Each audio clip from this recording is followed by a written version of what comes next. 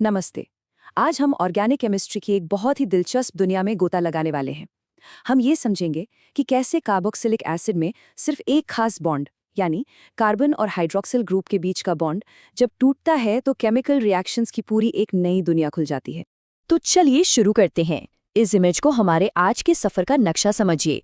बीच में है हमारा हीरो मॉलिक्यूल यानी कार्बोक्सिलिक एसिड और इससे 4 रास्ते निकल रहे हैं जो हमें 4 अलग-अलग मंजिलों तक ले जाते हैं।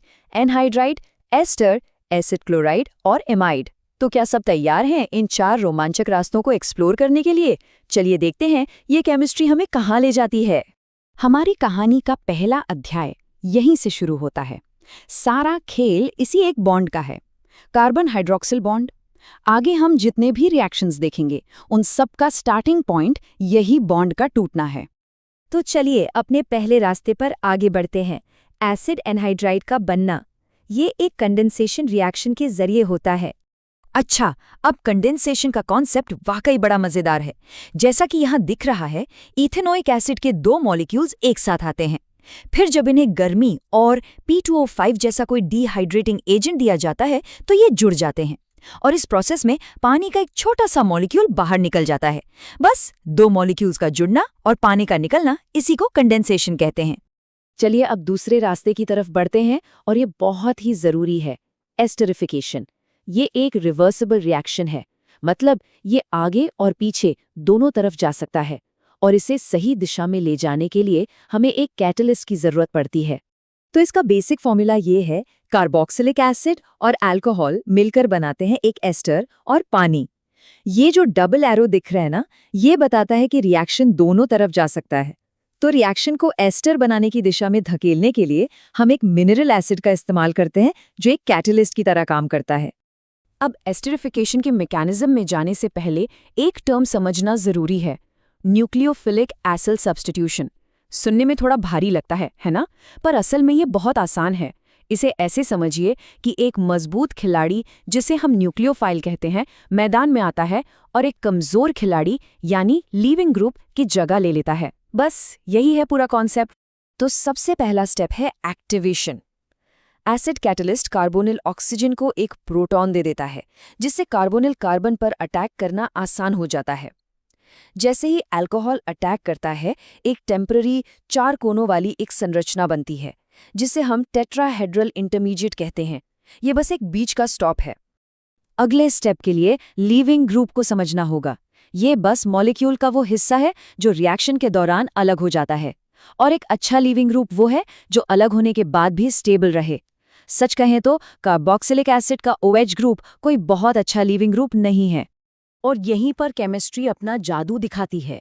उस बीच वाली संरचना के अंदर ही एक प्रोटॉन अपनी जगह बदल लेता है और इस एक छोटे से बदलाव से वो OH group plus OH2 group में बदल जाता है, जो असल में पानी ही है। और पानी एक न्यूट्रल मॉलिक्यूल होने के नाते एक सुपरस्टार लीविंग ग्रुप है। कमाल है ना? सिर्फ एक प्रोटॉन ट्रांसफर ने एक कमजोर लीविंग ग्रुप को एक बेहतरीन लीविंग ग्रुप बना दिया। अब जब हमारे पास एक शानदार लीविंग ग्रुप है तो वो मॉलिक्यूल को छोड़कर चला जाता है, पानी बाहर निकल जाता है, कार्बोनिल डबल बॉन्ड वापस बन जाता है और आखिर में बना हुआ प्रोटोनेटेड एस्टर अपना प्रोटॉन खो देता है। ये प्रोटॉन हमारे एसिड कैटलिस्ट को वापस बना देता है और हमें हमारा फाइनल प्रोडक्ट यानी एस्टर मिल जाता है। चलिए अब तीसरे रास्ते पर चलते हैं, जो हमें एसिड क्लोराइड की तरफ ले जाता है। ये काफ़ी ज़्यादा रिएक्टिव डेरिवेटिव्स होते हैं। यहाँ पर हम हाइड्रोक्सिल ग्रुप को सीधे सीधे एक क्लोरीन एटम से बदल देते हैं। इस काम को करने के लिए हमारे केमिस्ट के टूल बॉक्स में 3 कमाल के औजार हैं। फॉस्फोरस पेंटाक्लोराइड यानी PCl5, फॉस्फोरस ट्राइक्लोराइड यानी PCl3 और थायोनिल क्लोराइड यानी SOCl2। ये तीनों ही कार्बोक्सिलिक एसिड को एसिड क्लोराइड में बदल सकते हैं, बस इनके बाई प्रोडक्ट्स अलग अलग होते हैं।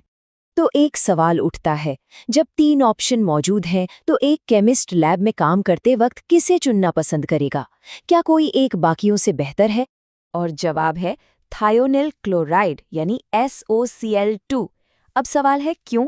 क्योंकि जब ये रिएक्ट करता है तो इसके बाई प्रोडक्ट्स सल्फर डाइऑक्साइड और हाइड्रोजन क्लोराइड गैस होते हैं।